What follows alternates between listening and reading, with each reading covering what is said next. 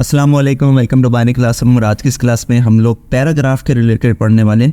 आपने पिछले लेक्चर्स में भी देखा होगा, हम एक पी नाम से टैग इस्तेमाल करते थे जिसके अंदर हम अपने चैनल का नाम लिख देते थे। वही पैराग्राफ का टैग होता है, लेकिन उसकी जो डिटेल है वो इस लेक्चर में आपको मिलेगी कि कैसे इसके अंदर चेंजिंग होती है और किस किस तरह से मज़ीद इसके एट्रीब्यूट्स वगैरह वगैरह वो सारी चीज़ें हम लोग इसी पैराग्राफ के टैग में देखेंगे। लेकिन सबसे पहले हम पैराग्राफ बनाना सीखेंगे।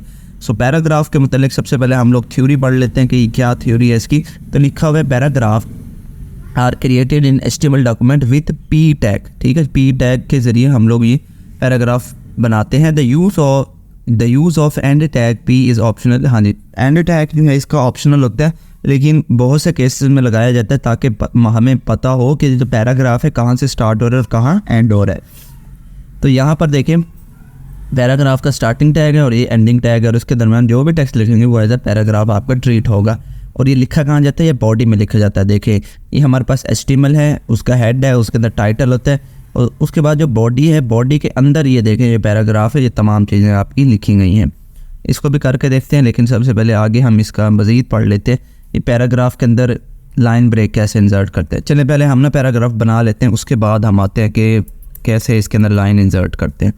तो ये हमारा पैराग्राफ था। अभी के लिए मैं ये एट्रीब्यूट जो है अलाइन राइट, ये हमारा पिछले कोई 2-3 लेक्चर से चलता आ रहा है, उसको हटा लेते हैं और यहाँ पर हम लोग पैराग्राफ लिख देते हैं। हाँ जी, तो ये मैंने जल्दी से ये टेक्स्ट लिख लिया। अब बस इतना सही टेक्स्ट, आप बहुत बड़ा टेक्स्ट भी लिख सकते हैं क्योंकि पैराग्राफ है। पैराग्राफ आपको मालूम है कि बड़ा टेक्स्ट होता है। अब इसको मैंने रन किया हुआ अपने ब्राउज़र में, तो यहाँ जाऊँगा, यहाँ पर जाकर जैसे इसको मैं रिफ़्रेश करूँगा तो ये मेरे पास ऐसे समझे एक पैराग्राफ लिखा हुआ आ गया। अब नेक्स्ट जो हमारा टॉपिक था यहाँ पर कि इंसर्टिंग लाइन ब्रेक्स। तो लाइन ब्रेक्स बेसिकली क्या होता है, जैसे आप कोई चीज़ लिख रहे हो ना, जैसे ये मैंने लिखा हुआ है line break are used to, ये जब लाइन ख़त्म हो गया तो ये ऑटोमेटिक ये नेक्स्ट लाइन में आ रहा है। तो ये चीज़ ना ब्राउज़र में नहीं होती, यानी कि ये जो देख रहे हैं ना आप, यूज्ड के बाद नेक्स्ट लाइन में लिखा हुआ आ रहा है, ये ब्राउज़र में ऑटोमेटिकली चीज़ नहीं होती। ब्राउज़र एक ही लाइन में चीज़ें लिखता रहता है। तो उस चीज़ को टैगल करने के लिए कि नेक्स्ट लाइन में चीज़ें लिखी जाए, तो हम लोग टैग इस्तेमाल करते हैं BR का, जिसको लाइन ब्रेक बोलते हैं। Line break are used to move the control to the next line, right.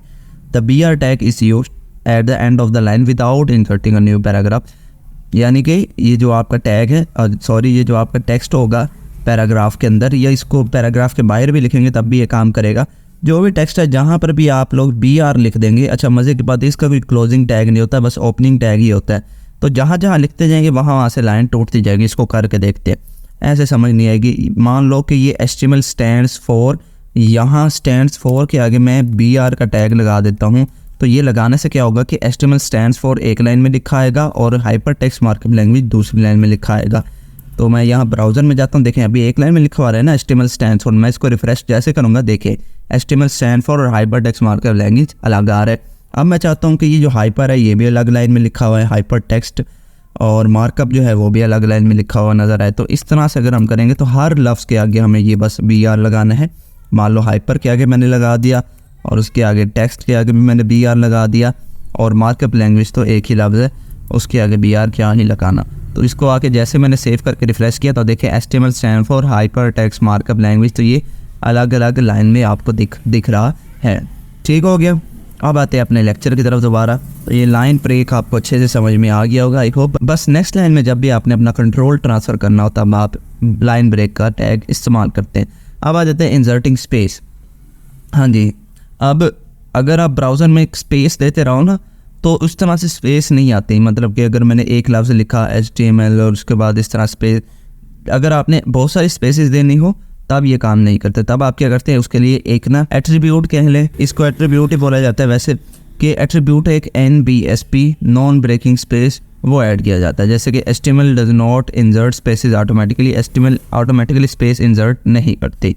A special entity NBSP is used in to insert blank space in HTML document. जब भी आपने HTML डॉक्यूमेंट के अंदर space add करनी हो, blank space add करनी हो, तब आप ये वाला एट्रीब्यूट इस्तेमाल करते हो इसके दरमियान। जैसे कि यहाँ पर देखिए बॉडी के अंदर मैंने लिखा हुआ है 5 और ये 7। इस 5 और 7 के अंदर मुझे अगर काफ़ी सारी स्पेसेस देनी है तो मैं जितने ज़्यादा NBSP लिखता जाऊँगा उतनी ज़्यादा स्पेसेस हो जाते हैं। अच्छा जी, NBSP जो है इसको स्पेसिफाई करने के लिए इससे पहले एक एंड ऑपरेटर लगाया जाता है, ताकि कंपाइलर को या जो भी ब्राउज़र है उसको पता लगे कि हाँ जी ये वाकई एक एट्रीब्यूट है। इसको भी हम लोग करके देखते हैं ज़रा। यहाँ से ये BR का टैग जो है इसको रिमूव करते हैं, इसको भी रिमूव करते हैं, इसको भी बल्कि इस पूरे टेक्स्ट को ही रिमूव करते हैं।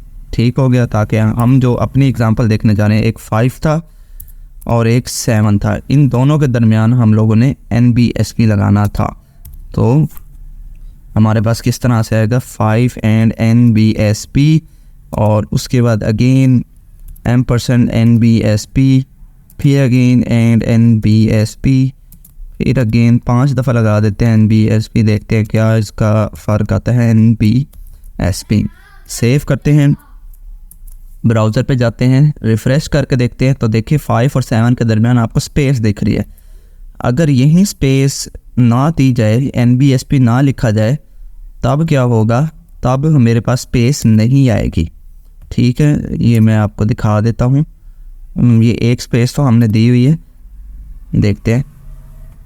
अच्छा, सेव नहीं किया हमने, यहाँ पर आते हैं, रिफ़्रेश करते हैं तो देखें तब ये चिपका चिपका सा नज़र आ रहा है। तो अगर कोई बच्चा इस तरह से करना चाहे कि इसके दरमियान ऐसे बहुत सारी स्पेसेस दे दे और उसका ये ख्याल हो कि ये इस तरह भी वर्क करेगा तो स्पेस से आएगा, तो अगर हम ये करके इसको रिफ़्रेश करें तो देखिए ये वहीं खड़ा है, स्पेसेस ऐड नहीं कर रहा। तो स्पेसेस ऐड करने के लिए ज़रूरी है आप लोगों ने क्या डालना है, कौन सा वर्ड डालना है, ये NBSP नॉन ब्रेकिंग स्पेस आप लोग ऐड करेंगे तभी आपका ये डॉक्यूमेंट वर्क करेगा। आप देखें स्पेसेस ऐड हो रही है, 5 और 7 के दरमियान कितनी स्पेस आ रही है। तो ये काम होता है लाइन स्पेस का। बस इतना सही था। आई होप आपको ये समझ में आया होगा लेक्चर। अगर वीडियो पसंद आई तो इस वीडियो को लाइक करते जाएं और कर दिया करें लाइक, अगर नहीं भी करेंगे कोई मसला नहीं।